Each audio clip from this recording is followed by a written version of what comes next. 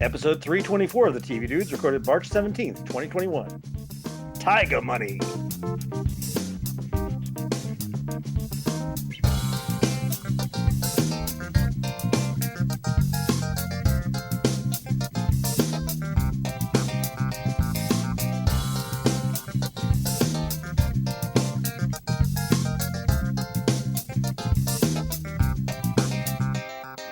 This week, we're diving into Paramount Plus, which is basically CBS All Access with just the slightest coat of new paint.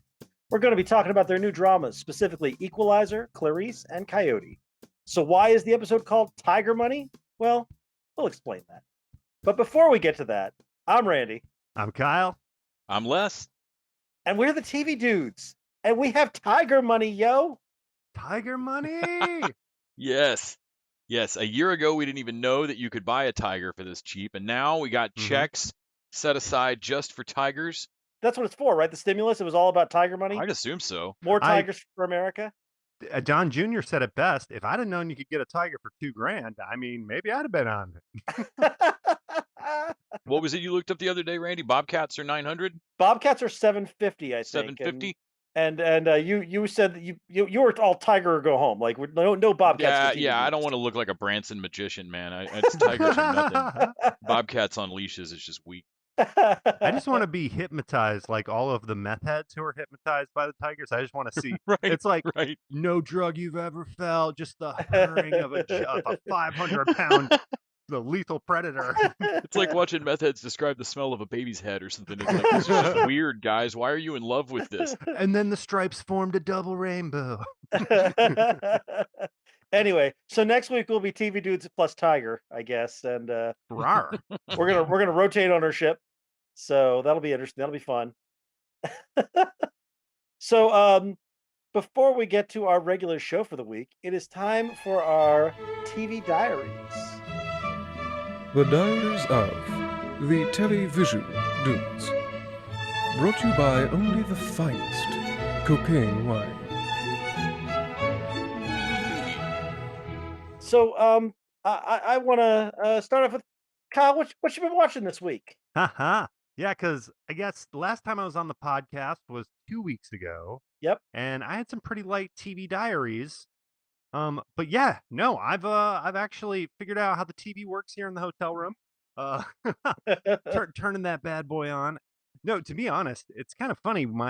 Everything's on my computer now. Even our like cable is YouTube TV. So like I've kind of had all my shows. It's really just been dealing with all the, I have to pretty much rebuild my house now after the freeze and the flood, which our Patreon's subscribers have already heard all about, that nonsense. But this week, another thing kind of interrupted my TV watching schedule. This week is South by Southwest Online. Yeah, so I'll probably get into that more next week, but at least the past 2 days, that has been like tons of that. And I go in more for the talks. I love the filmmaker showcases and Q&As and the keynotes and stuff like that. But I'm still going to catch a couple movies. I did, however, catch this movie Game Masters over on Amazon. It's one of those Gravitas Ventures documentaries. You guys seen anything by them? They do stuff on collecting and video games and just independent creators. Not on their documentary side, but on their narrative feature side. They are one of the title cards that if it drops at the start of the movie, there's almost no shot that this movie is watchable. I mean, for me, I realize other people aren't like absentia kind of stuff. Like other people aren't bothered sometimes by having to cheap out on the actual camera or the lens or whatever makes films look cheap. But Gravitas Ventures, their standard for putting out narrative fiction films is below mine. But their documentaries are frequently fun because they dive into subjects that are way nerdier than would get a mainstream doc. Well, and what the impression I've got from some of these other documentaries, and I do think this one has been one of the better ones, but the impression I get is like they're buying these things. They're not producing them themselves. Oh, yeah. I think they just acquire at best. Their eye is different than mine. And these tend to be like a step or two above kind of your standard YouTube documentary, which over the years has Hmm. gotten really good. There's some video essays on YouTube that rival, most of the documentary stuff on Netflix. But this one was pretty great because it got into the tabletop gaming industry, but also like from the creator side. Like what it takes to make a good game. And they talked about, oh, I'm forgetting them, but they had like these 3 to 5 like rules. Or no, I think it's only three. I know one is like the data or the mechanics. One I think is the gameplay, and then the other one is like the for lack of a better term, like the pizzazz, like so for exploding kittens, the third thing would be the illustrations of the cats and, the idea that there's Yeah, a all the cat's gonna oatmeal explode. gags. Yeah. Yeah, yeah. Like, because essentially, when you talk about the guys who teamed up with the oatmeal to create that game, is they had just created the mechanics for it. They didn't really have the names of the cards or any type of branding behind it. They just had, oh, we know that this gameplay is going to work well and it's going to move fast because we've game tested it a bunch. That's another thing. I never realized, like, in order to have a successful game, you got to do lots of game testing. You got to, like, Mm. find all those a-holes who are going to misinterpret the rules and, like, oh, I'm going to try this. And then you Yep. I'm go into always your amazed rules by and the minor rule tweaks that can make the difference between a game being no fun and ridiculously overpowered and always slanted towards one player, like, well, you just pick this ship and then you mhm, just win, or yeah, whatever. And then like you change like one minor rule thing, and suddenly an entire avenue of strategy is open. Like where that wasn't exactly. valuable before. I'm always amazed by those kind of minor fuck ups. One of my favorite games is Orleans, and there's all these variants on it, and I'm just always amazed that like they basically built a game that's core mechanic can survive all these tweaks and make all these variants. Mhm. Yeah, I have a friend of mine who was building a game that's a dice game he's been working on forever. And when he was starting working at publishers on it, the game itself was a dice-based game, but it was like it was called Die in Space, and basically you were building ships or armadas of dice. And they were like basically wanted to completely overhaul the special. They're like, there's a lot of space games right now, so we want to change to a fantasy game. And it's one of those things you could totally do because it's all like you can change the veneer, you can change You just want to reskin it, the yeah. Mhm. pizzazz. So yeah, yeah, that's interesting. I know a fair amount about this. Not a ton. I'm not a game I designer, had a but feeling. I do. But I'm intrigued by this. I'm not a documentary guy, but I'm intrigued, Kyle. You've piqued my interest. Yeah, the one of the stories that I found the most captivating and gosh, kind of what I left with after watching this documentary is hashtag tabletop game so white. Yeah. Like not only that, but there was this guy who had grown up kind of living in, like a tough, like, on the streets type environment, where he's like having to watch his back from gangs and like drug dealers walking home. And his refuge was D&D at like the library. And, he grows up, he becomes this game designer. And what he did is he created this game. I think it was called like thugs and gangs and thugs or like pimps and thugs, something like that. Hmm. But it's essentially like Grand Theft Auto, the board game. Okay. And the challenge for him was that like white people didn't get it. They were like, "This is offensive. You're glorifying gang culture." And he's like, Right. "No, you don't play on the streets. Play on the table. Like that's the idea. Is like take it off the Yeah. streets, put it in the game." But the bigger thing that really sucks for this guy is one thing that he coveted growing up were miniatures. He loved miniatures, and you see he's got this giant collection now. So his first game had probably like $100 worth of miniatures involved in it. And he's like, I literally created a game that I couldn't afford when I was a kid. Yeah, That that's and none of tough. these Yeah. yeah. I was just thinking, like, dude, you made a game that you would be scrambling and losing pieces every time you had Mhm. that. Like, So the film ends, he actually comes back around, redesigns it with paper standees, and just tries to make it much cheaper. And I think it ends with him making his crowdfunding goal because Interesting. that's what a Yeah. lot of people do. Oh, one more I have to mention. There was this game. Oh, what is the name? Arranged. And it was an arranged marriage game where you play a woman who's running away from her aunties as they're trying to set them up with different. And I was like, it was a design student who did it for a class, so the whole thing looks gorgeous, but the mechanics of the game are really funny. Yeah, and there was a ton of other games that I'd never heard of that they mentioned, and you also got deep dives on Exploding Kittens, on the guy who created Catan, Yep. couple other really big games. I don't think there was a game on my shelf that I didn't see at one point in this documentary. I mean, maybe Monopoly. There's none of that shit in there. So what's this is called game? This is the Game Masters. Game Masters on I'm gonna have to Amazon. check that out. Yeah, Is it a series or is it like one documentary? it's one documentary. Okay, all right. And what this was is it was probably somebody created this, got it into a festival, and then sold it to Gravitas Ventures. Okay. Um, and yeah, it definitely it doesn't have a lot of these tend to fail if they have like the creator is doing like this first person POV where it's like my history with gaming started, in the year none of that. Like it Mhm. focuses all on the creators and strings together a pretty good narrative. Nice. And Yeah. beyond that, just the homework for you this week, right? Yeah, the Equalizer, Clarice, and then I'm going to talk a little bit. I saw the Clarice panel, Clarice, making a modern hero today, and they had a little bit to add. But Okay, all right. yeah, Les, what about you? Well, I've been continuing on with Brooklyn Nine-Nine, though I just finished the last ep of season 7, so yes, I'm waiting for 8 now, Mm, which will be a short end season. Soups and Lois, I continue to be shocked at how incredibly well done that show is. yep. The Flash, which has all the same emotional beats but written badly. Uh, but it's The Flash, and I'm watching it. John Oliver, who's just great as usual. Yep. I think we're almost done with The Office season 2, our Office rewatch, and then comes I'm always trying to find that balance of like a 1 hour show that I can watch in between stuff, like a whatever Pomodoro kind of thing. Leverage was my go-to show, but I've seen all of Leverage way too many times, and it's just not fun anymore. Yeah, But yeah. it really struck a perfect balance between kind of dumb and kind of smart. I could walk away from it, but it was still engaging. Anyway, trying I to watch a find that little exact show Leverage. it's tough. So I went through a bunch of crap that did not work. Librarians is too silly. I've seen it all too. Okay. Dresden Files is just dumb, and I've seen it all. Also, tried to watch Elementary, which ended up being, I'd say, probably the winner. I flitted between it and I don't have it on here, Mentalist.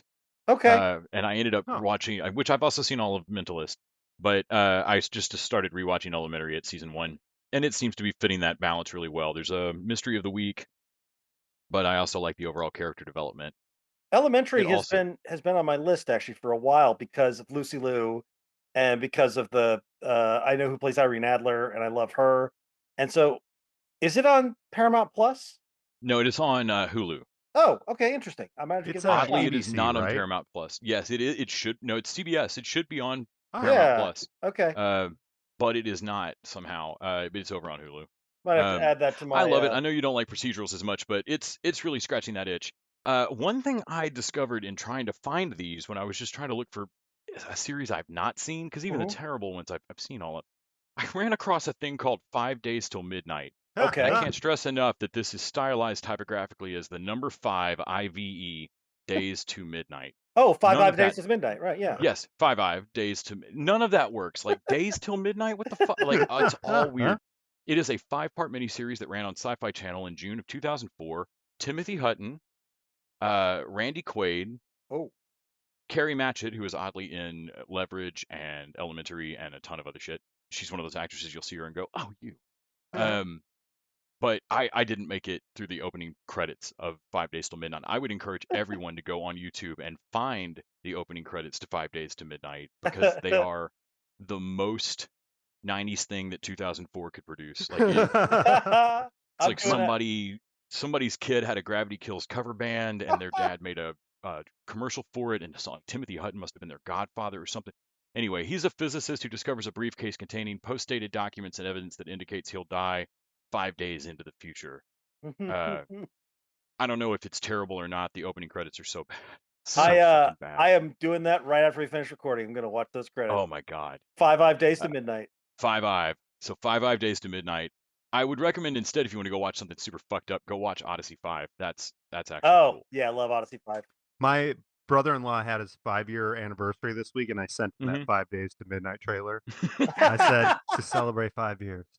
I also watched through some Saturday morning cartoons. I had forgotten that I think CBS back in the day did what they called Supercade, and their whole Saturday morning cartoon block was built Yeah. around like Bally Midway arcade games. Hmm. And so they had a Frogger TV show, which is not that weird. Like, I get how you might do that. They're apparently going to do a game show based on Frogger here pretty soon. Sure. But this is not that. This is a complete storyline shoved onto Frogger. From the point of view of the And car? from the point of view of the frog, who is now an ace reporter trying to get the story, it's there's like this whole theme song that explains it all, Frogger. Like, it's so fucking weird. I can't. I mean, I sat there with my jaw open, going, I don't know if I ever saw this as a kid or if I just blocked it out or what. It is so bizarre. It's on YouTube as well. Then, of course, I watched a bunch of movies. I watched Palm Springs again. I watched a horror movie called Eerie, which is great. It's over on Netflix, I believe. I watched the first episode of Blossom on Hulu. Why? Call me Because it's on cat. Hulu. If it's on. Whoa. He was wanting to go see what where that Call Me Cat pedigree comes from. Right. And then I watched a bit of a cartoon that I had the toys of these as a kid, but I thought I made them up for years. Starcom. It is basically Space Force. Huh. But I would recommend, seriously, if you are interested in old Saturday morning cartoons that you never saw, they're Starcom, all one word.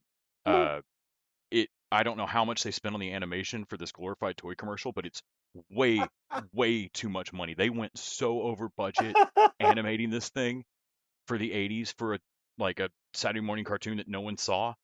It's just stunning. You know what? Saturday morning cartoon. I don't really want to go rewatch, but I used to watch Pole Position. Man. And I remember the Yeah. opening sequence was super cool when I was a kid. I bet it's terrible. This is Yeah. nicer animated than Pole Position. I Okay. still love Pole Position. All right. Roadie and Uh, Wheels. So for me, besides the homework, Equalizer, Clarice, and one episode of Coyote, I did some catch up this week. I watched another episode of West Wing season 5, which I'm slowly making my way through with Megan. I watched Assembled, which is the WandaVision making of, which I really liked. Oh, actually, I watched that too. I didn't put that down. I didn't make it through that. Yeah, that was I really liked Ooh. it. I like seeing the behind the scenes and the amount of detail that they went to make it a sitcom. I start to understand why those first 3 episodes were the way they were. They're like, "Oh, you guys really wanted to make this, and I'm glad you happened to make something for me, but you weren't ever making anything for me. You were just making something you wanted to make." And I respect that. So, always. I think I made it 10 minutes in, and it was like the 15th time somebody had said, and since there's never been a show done this smart or brilliant or clever before. And I was like, I just can't. Well, you know that Matt Shankman was a child actor. And yeah, I was love that a detail. bunch of Yeah. He did Fat Man Beyond with Kevin Smith and Ralph Bernard, and went into it. And I was like, wow, they literally found like the perfect person to like mesh all these, like, because he was literally in those shows. That was the other thing that struck me, is that this was very much a passion project for him. Like, you can tell it's like, here was what Kevin Feige gave me, and here's what I brought to the project. I'm like, man, this is what Marvel does. And I'm like, even if everything they do isn't for me, which by the way it is, that's just the way it works. But even if it wasn't, I would respect the craft going into it. It is the exact polar opposite of the Snyder Cut. If the Snyder Cut and the Marvel Universe actually ever met, the universe would be destroyed because it is matter and antimatter. So I also Monitor and anti-monitor. I also did some catch up. I caught episodes 3 through 6 of Resident Alien, which I really, really am enjoying. I had to steal a friend's cable login. That was the only way I could see it. Which is, again, why does Sci-Fi not want to show us their damn shows? I didn't put it on my TV diary, and I should have. I caught 1 through 3 of Resident Alien because it's fine. 1 through 3 are on Peacock now. Okay, all right, yeah. I don't know why it's 3 behind. No, yeah. They stop at 3. I watched the 3rd one on Peacock, and then I had to steal a cable login. It's like a teaser. I don't know why they're doing that. Damn it! But because God, I really enjoyed those. It's really good, and it just keeps getting better. Like I'm really enjoying it. Best leftovers ever. I've been parsing that out for myself. I watched the last 2 episodes, and now I'm stuck waiting for season 2. Watched a couple of random episodes of season 9 of Seinfeld, which I forget how good that show still was in season 9. Like, some of the classics are in there. The episode where he goes to the car dealership, that whole thing, that was the episode I watched. And the episode where Jerry's got like the naked roommate or the naked girlfriend, like all these like classic episodes. So it's good right to the end. Caught the last couple episodes last week tonight. And I did a catch up and watched episodes 6 through 11 of The Unicorn. So now I'm caught up on that. And man, I forget how good that show is until I go to watch it. And then it's like, oh, not only this is funny, and honestly, it's a really good like ensemble cast. Not only is Rob Corddry playing this great neurotic person, not a everybody in it is really good, but they are doing the most real adult relationships I think I've ever seen. Watching the lead, Walton Goggins lead, he's a dad, he's a widower with 2 kids, and he's dating this woman who's a busy chef who's divorced, and she still has her husband living with her, because of the weird situation. He's living with her, He's in the and she's garage. she's got a kid, and all the weird stuff that goes into those relationships, and like having to make a choice between what you want and what their kids need. It is so much smarter than a sitcom needs to be. And I was very impressed that emotionally it's very strong and very adult. And I was very impressed with it. So I Right continue there to with think you. it's getting better as it goes along. Oh I yeah, know we that's don't have it on our definitely a diary, fave. but I assume that's just because we're all obviously watching Tucker Carlson, right? Like I mean twice, right? Every night, like once to I would I would tune if there was a special where Carlson was going to explode. I would turn into that. I scanner style. Like I mean, even if the Yeah. guy's full of shit, if just somebody bet that they could stare at him hard enough on TV, I might watch that. I limit myself to one shock Tucker Carlson headline a week. That's probably smart. That's probably smart. I my God, that blood John my Oliver rant just opened up. oh, it was amazing. Yeah. So yeah, that's the TV diary for the week. It's a good time to remind you that you can support us by going over to patreon.com/tvdudes. Throw us a buck an episode. In exchange, we get to keep up with our streaming services, pay for our hosting costs. You get bonus content each week. This week, we're going to talk about NFTs and cryptocurrency and other stuff that I have no idea about. Non-fungible tokens. Randy, we're about to open your mind to a whole new world of money laundering. It's like money but nifty. Oh, is that what the NFT stands for? Good to know. Good to know. Nifty. Um, Also, a reminder, you can join us at the $20 showrunner level. If there are shows you want us to throw into the rotation, you can buy into that level and give us a couple of ideas.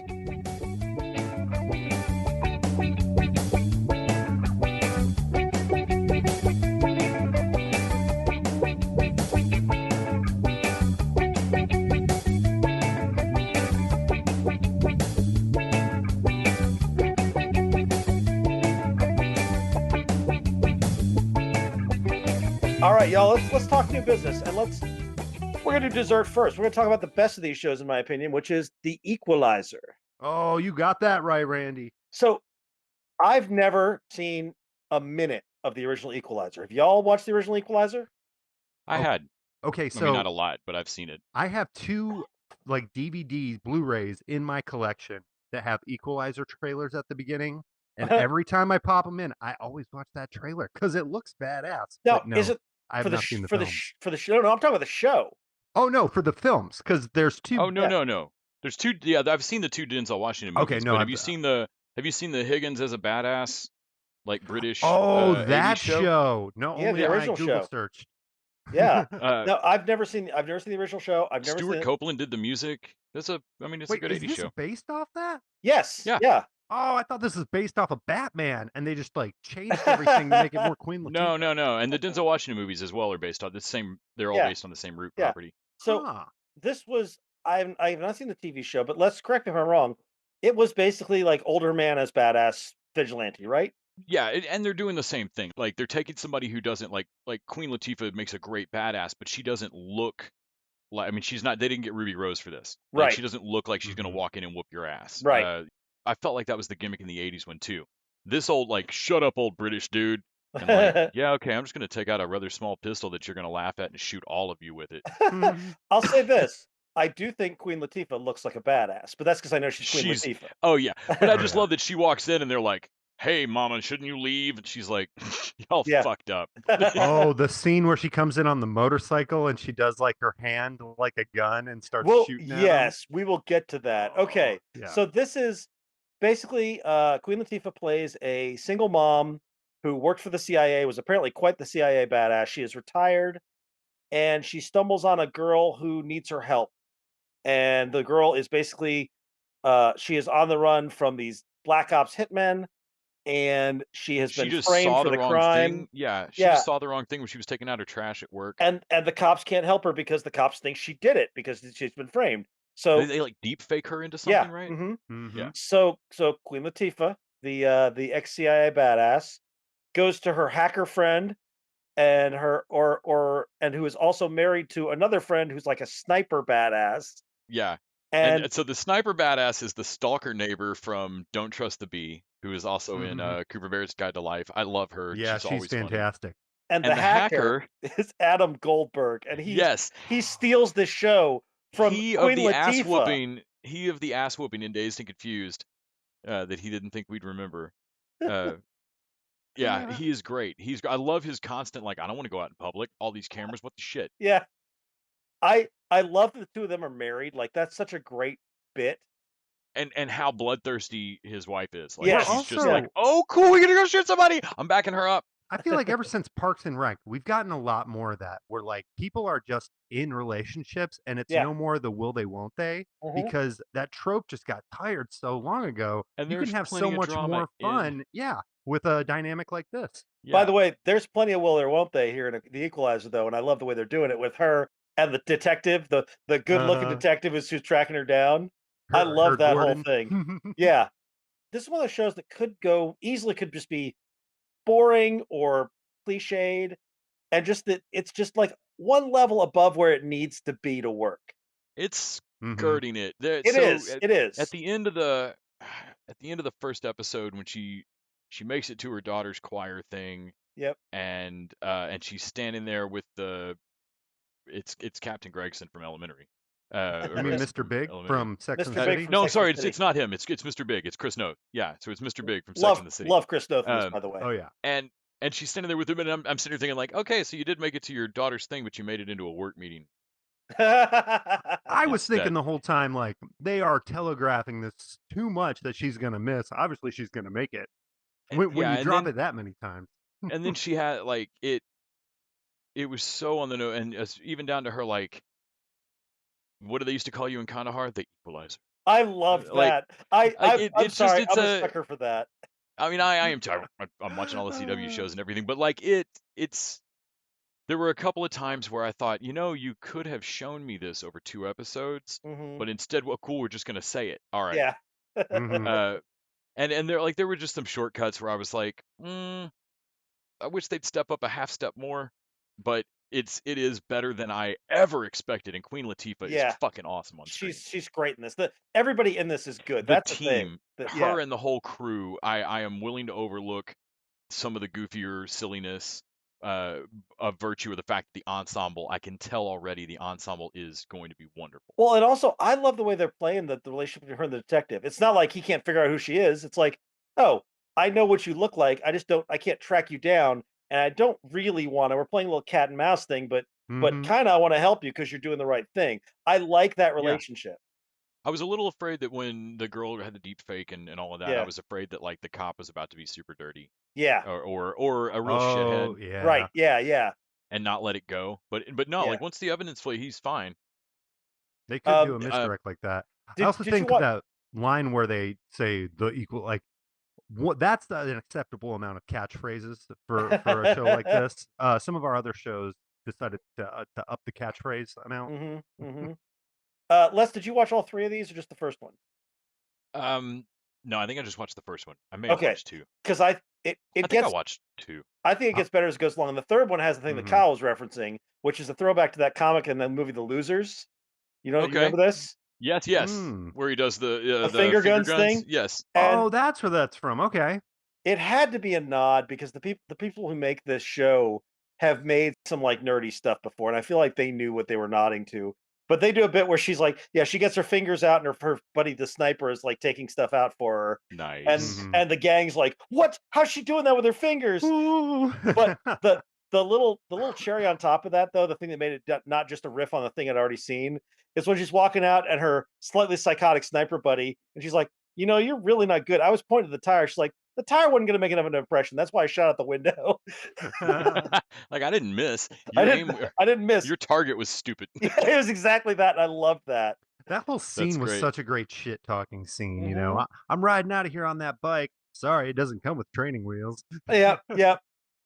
Yeah. Oh. I love watching Queen Latifah play the badass. I'm buying her momming stuff. I thought the stuff with her daughter and like talking to the city council and some of that stuff. And I love Aunt Vi. Like, I really am Yeah. liking this stuff. I did watch the second one. That's the safe break-in with Yeah. the sex trafficking. Yeah. Yeah. Yeah. Yeah. I And watched the first one after the Super Bowl.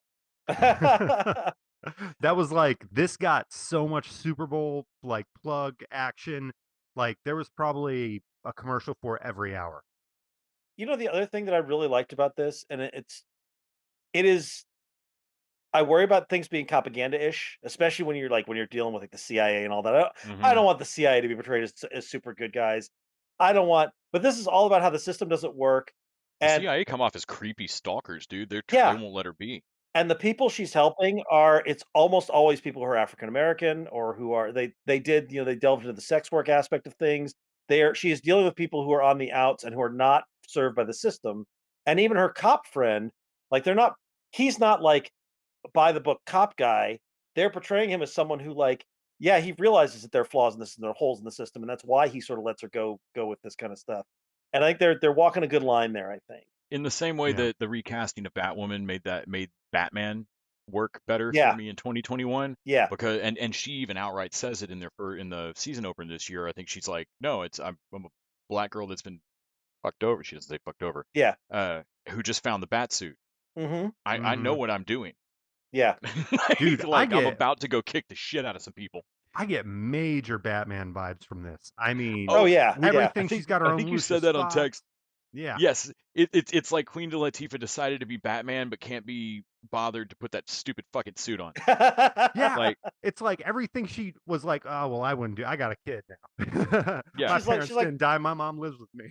She's like, I don't need a hood. Nobody's gonna know who I am. paid money for this blouse and I jacket. ain't gonna mess my hair up. Yeah. Oh wait, a No, cool she's- motorcycle helmet. She's Okay, dressed I'll do fine. I got a that. cool bike. Yeah. Yeah. Yeah. Brand it Yeah. like some flying rat. Yeah. Oh, I'm I- shooting people. Yeah. I Yeah, really I'll watch enjoyed more this. of it. This is a fun show. Talking about trying to skirt through a bunch of shows to see which ones are good and fit that balance. I feel like Equalizer's, like you said, it zigs just enough when it ought to zag to keep my interest. Yeah, of the stuff I watched this week, this is the one that's definitely going to make it onto my usual watch list, I think. Just on the outside of that is Clarice. I think I liked Clarice a little more than you did, based on texting back and forth. I'm curious to hear what you thought of it, because I mean, here's the thing: I go in this with a bit of a chip on my shoulder because what I wanted was Clarice in season 4 of Hannibal. This was never going to be so that. they did have that character in Hannibal. They did not. They were didn't get to her. They were trying to get the rights and they couldn't get it worked out, and then they didn't get a season 4. But they had ideas, and I wanted to see that way more than I wanted to see this. Mm. This, I would say that this show is hurt most by not being Hannibal, by the existence of Hannibal. You have to forget Hannibal existed to enjoy this show. Yeah, because it's not. This is not. They didn't make a freeform teen version. I mean, like, this is not total crap. No, It's not at just all. Not Hannibal. Yes. It looks good. I think it looks like True Detective, like the see, that's the graphics thing, and how they it's do their not- crime scenes and stuff. It's not quite. Not quite there. When I first watched Hannibal, I remember my Looks, being it's not stunned. like it. Well, I mean, I just remember being stunned by Yeah. like, I didn't know NBC could put a show together like this. Yeah. I Yeah. think that's who did Hannibal. It was. And then for Clarice, it's better than it's better than it could be by all. I mean, it's Yes. definitely good enough. Yes. But there's some like shocking. Jesus, where did you lay some extra money down on the lights or makeup or cameras or something? And I don't know if it's just Lawrence Fishburne missing or what, but I was surprised at how they're doing the monster of the week, like what they're having her do. Mhm. I don't know. So I like Silence of the Lambs. I think I've seen all the movie adaptations that they've made, Manhunter and all of that. Sure.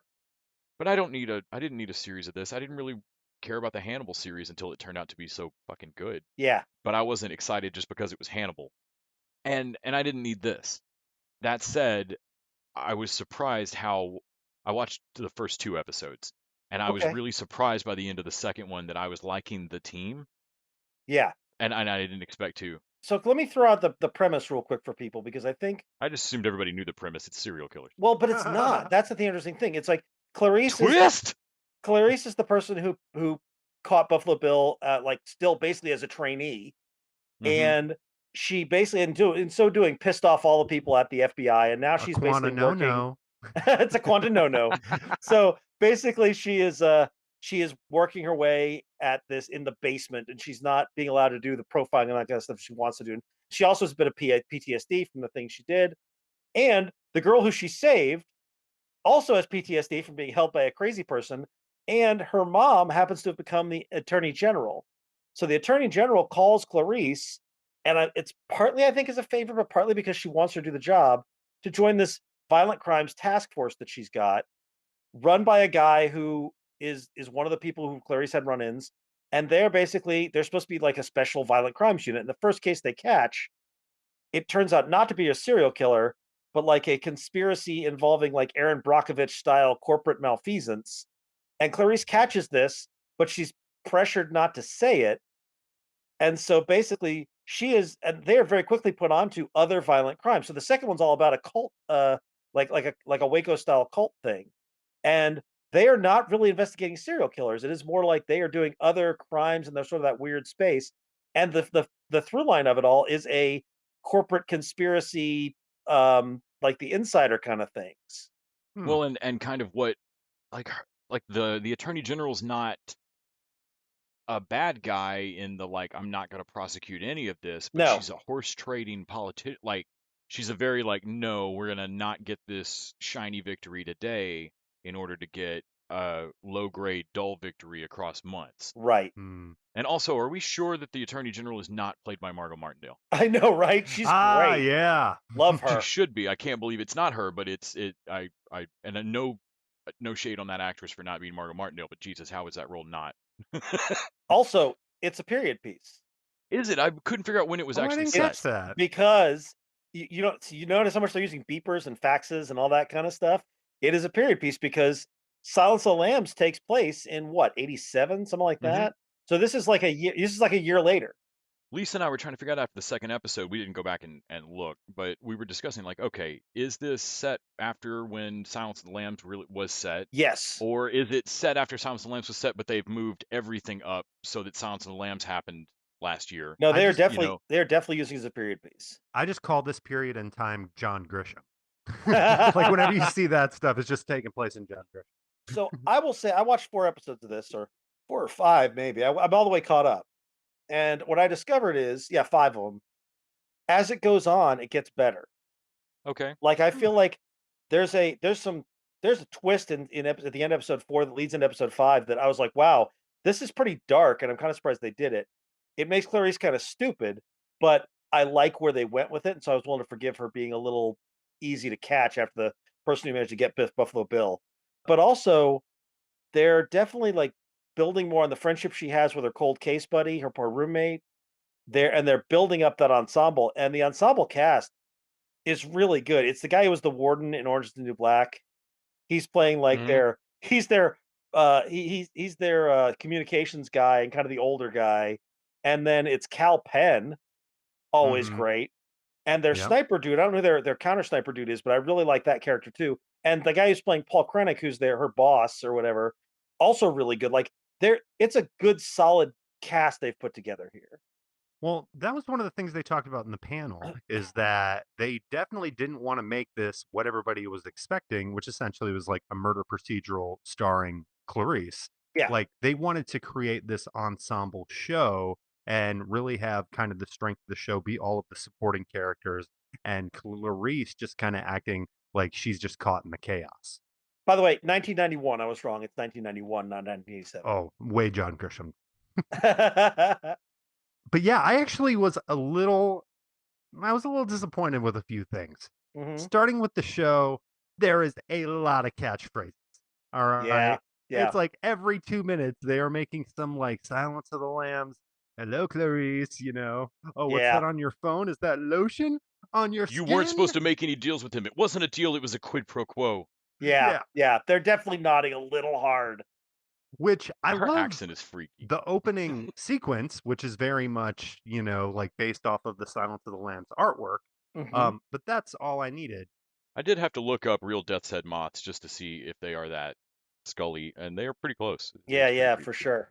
Or I thought that might have been just like the texture on their wings and stuff, like macro. Yeah, I was just wanting to see like were they touching it up?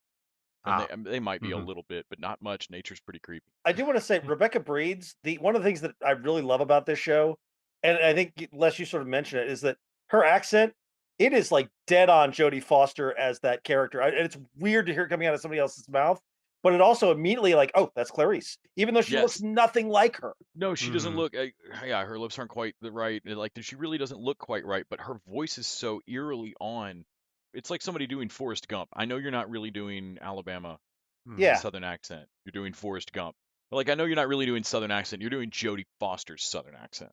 Well, Jodie Foster is such like a female superstar that like it's kind of hard, especially now, to look at her and be like, oh, she's a frail, victim. But like, I feel like that's what this new actress brings to the character. It's like, oh no, she's small, she is frail. Like if she was in, She's a some of the star woman. situations with Buffalo Bill, like she'd gotten fucked up. Like she's Yeah. yeah, no, she's definitely it's more impressive when we see this small person with the tiny voice do So these big here's things. Her fucking asshole coworkers in that first episode putting the basket with I lotion in hated it in her that. drawer. I I was like, hated that. I'll knife all of you at your cars There's tonight. They there's a could have done lot meaner stuff that had less catchphrases. there's a lot less of that going on because also I was like, would all of that have been so public? Like that was the girl. Like Clarice wasn't involved in that. Why would we know it because we watched the movie? But I was like, wait a Yeah. minute, why do these FBI agents know about that? Like that doesn't make any sense except that they're nodding. I didn't like any of that, and I'm glad they toned that down a lot as they go on. Oh, Before good, you told good. me it was a period piece, I Yeah. got to that scene and was like, we get it. Men are still awful. Because Yep. I was like, what workplace is that going to happen in In today? in 1992. But in 1992, yeah, it probably happened all the time. So I do want to say creative note here.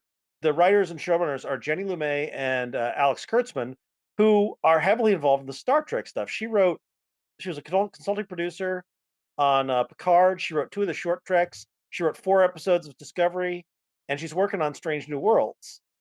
So that's an interesting. Hmm. I mean, they're all CBS. It kind of makes sense, but that actually makes me think this might get better as it goes along because they've been pretty solid overall. Go She's get a your dark serial killer weird shit she's out of your a system lot over more here. soft spoken than I would have imagined too. Okay. They were both on that panel, and yeah, she's just a very soft spoken lady. Yeah, I don't know that I'll keep watching this, but I don't know that I won't. It's I like it better than I thought I would, but it is so not Hannibal that anybody who loved Hannibal is probably going to come into this with a chip on your shoulder, and you got to take that chip off, or you're going to hate this show.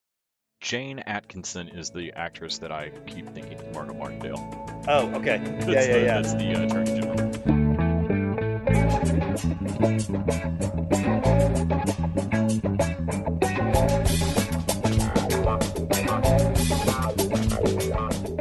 So I guess that's our thoughts on that. So let's turn to the last show on our docket for this week, and that Coyote. Coyote. This is now Oh. Les, you I think watched an episode. I did. I I watched did an watch an episode. episode. Kyle, you did not get a chance to watch this? No, I unfortunately missed this one. Yeah. Unfortunately. So Lisa and I argued for like 5 minutes. She walked into the room while I was halfway through the episode and was like, "Are you watching Breaking Bad again?" And I was like, "I'm not watching Breaking Bad." She's like, "But that's the brother from Breaking Bad." It was like, "It is not. It's That is not. actually It's not the brother." And she stood there in the living room with her head cocked for a minute, of like, "Shit, that's not the brother from." Let me ask you an important question, Les. Has Lisa ever asked you if I was the man on Breaking Bad? Because all bald men are not the same. You could be Gary Oldman and you don't even know it. He's that good, Randy. He's studying for a role. So this is the Shield's Michael Chiklis. He's been in the Border Patrol for 32 years. This starts on the day of his retirement, and he goes down to Mexico to fix his buddy who died or his ex-partner's art It's a convoluted story, but it actually works. he's It worked for he's me. fixing his house and his RV, and he gets mixed up with this pregnant woman and this drug gang, and he's going to wind up basically working for the Coyotes who are bringing people across the border. But most of this first episode is exactly what I feared it was, which is look at the heroic Border Patrol protecting us from the evil Mexican drug gangs, and I was like, "Fuck you, I'm out." Yeah, and you get the feeling that maybe he's supposed. He does not at the start of the show have any sympathy for anybody No, he's a dick. He's a at all. He's a huge complete dick. dick. To the point, I mean, him leaving that dude riot cuffed to a fucking Home Depot Yep. parking lot Yep. fence is cruel. Yeah. Like, fucked up. Yeah. I mean, you just got told to stop doing this, you weirdo. Yep. Uh, but him going south across the border, like it does the whole time flashback 5 days ago. Their opening scene was fairly strong, I felt. I liked the three guys walking towards the fence and him pissed off and bloody walking away from it. Unfortunately, the show's not going to go, I don't think, where I wanted it to go. I think I liked this a little more than you did. Probably be hard to like this less than Yeah. you did. Yeah. In that, I got to the end of the first episode, and all I could think was, if this were a feature-length movie, this role would go to Mel Gibson, or perhaps Vince Vaughn, some other grizzled boxer weight actor who's possibly on the outs. And I thought it was going to be like, this dude comes down here to fix a house up and sell it for his buddy's widow, gets screwed over, gets involved trying to not get involved with the wrong group and pissing off the cartel. They whoop his ass and drive him to the fence and kick him out. And he walks back to get vengeance, and that the season was going to be him getting vengeance. But it seems like instead it's going to be him under their thumb being a coyote for him and maybe learning something, but I don't have faith that he's going to learn shit. Yeah. He Yeah. doesn't even know Spanish after 30 something years. Yeah. That was the thing. When he didn't speak Spanish, I was like, you got to be fucking kidding me. I really dislike this. I mean, first of all, I think it's bad timing to be doing this right now. Like, you can't give me a heroic border patrol agent. If you're going to subvert it, that's fine. But I don't want to see a heroic look at this guy who did 30 years. And even as they're portraying him, somebody who's fucked up his life. Like, he lost his wife. He doesn't know his daughter. Like, he's not a great guy. But this is like, just as Clarice is a period piece, this feels like a period piece from about 15 years ago when all the anti-heroes. If this had come on when The Shield and Breaking Bad and all those were coming on, yeah, that would have made sense. Yeah, let's show me a fucked up white male anti-hero, but I got no interest in seeing that, especially not someone who's basically, given what ICE has been doing the last 4 years, I don't want to see those guys. I don't want to sympathize with those guys at all. Yeah. Yeah, it's super weird timing. It is as odd to me as like Queen Latifah, I think, did interviews about how the Equalizer, like what perfect timing this is. That Yeah. like yes, let's put a show, TV's always gonna want action vigilante type shit. So in 2021, give me a single black mom CIA vigilante. That's Yes. fucking Yeah. rad. Like Mhm. I haven't seen that a million times. Yep. But pissed off white dude going into a culture he doesn't understand to shake things up and bring justice to these uncouth weaklings Yeah, no thank you. is a little weird in 21. Yeah. I'm not saying you can't do it well, but I don't have faith in this being done like that. I Is this also just point blank directed at conservatives? Because some shows go strong in that direction, and you can tell, That's the like, thing. I don't feel ooh, like it it's not. 100% is, I but don't Yeah. I either, might be wrong. but I had the same thought of like, is this aimed at other people? I can't. Oh, okay. So this is filmed in Baja, California. I was wondering if they filmed it in Mexico because the one thing I'll say for it looks gorgeous. Like, it is Yeah, it looks very really good. pretty. It is very well done. Like, it is. I believe that it's Mexico. Like, they do a great job of making it look right. Paramount also made that Waco miniseries, right? I Or think the Waco series, so. I believe so. And I loved that. And this has the same production level in the same way that we talk about a house style at Amazon, or like if this feels like a ABC show or a CBS. Like, there's a certain production budget level, I feel like, to Paramount CBS originals. Yeah. Well, the first 2 episodes are directed by Michelle McLaren, who did a ton of Breaking Bad. So Okay, no wonder it Mhm. it looked like feels like, Breaking Bad. Yeah. yeah. But it's not as good as Breaking Bad. That's the thing. Like, it doesn't have Vince Gilligan. The guys behind this did Mr. Woodcock and Furry Vengeance. So, yeah, I don't know. That's the weirdest LinkedIn jump. I I didn't hate this as much as I expected to, but I did hate it, and I don't Same. ever I want to thought it watch was it going to be again. outright offensive and atrocious, and it's Yeah, just like mildly disappointing, which yeah, I guess is better. yeah. But it still feels like, why did you guys make this show in 2021? Yeah, it's a Why lot would of you do effort for a this? weird show. Yeah. All right. I think that wraps it up for this week. We got to get on the Tiger eBay and see about bidding on those Cubs. Oh yeah. Oh, good times. Good times. Everybody Uh, wants a pet. thank you, Kyle. Thank you, Les. Thank Thanks, you, Randy. Randy. Thank you to our patrons. Thank you to our listeners. And a reminder that you can go to patreon.com/TV dudes, throw us that dollar, go listen to the Patreon episode, listen to Les and Kyle explain and increasingly bewildered Randy about NFTs. Nifts. NIFs. And until next week. Tiger Dude's out!